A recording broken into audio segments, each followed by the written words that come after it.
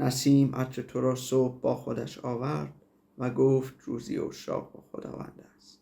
درود عزیزان، خوش آمد میگم ورودتون رو به کانال رادیومون. امروز با معرفی کتاب دنیای این روزه من تألیف آقای روزبه بمانی با شما همراه خواهیم بود.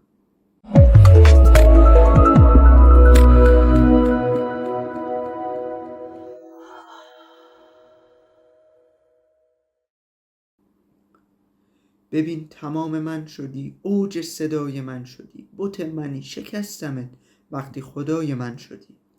ببین به یک نگاه تو تمام من خراب شد، چه کردی با سراب من که قطره قطره آب شد. به ماه بوسه میزنم، به کوه تکیه میکنم، به من نگاه کن ببین به عشق تو چه میکنم. منو به دست من بکش، به نام من گناه کن، اگر من اشتباهتم همیشه اشتباه کن. نگو به من گناه تو به پای من حساب نیست، که از تو آرزوی من بجز همین عذاب نیست.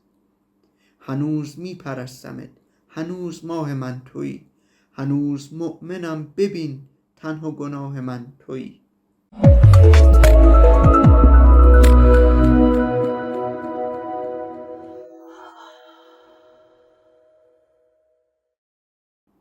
به قول صائب، اظهار عشق را به زبان احتیاج نیست، چندان که شد نگه به نگه آشنا بس است. خیلی ممنونم که تا انتهای این برنامه ما رو به تماشا نشستید. لطف کنید که این ویدیو رو لایک کنید و پیج ما رو سابسکرایب کنید. خیلی ممنونم. در پناه حق، خدا نگهدار.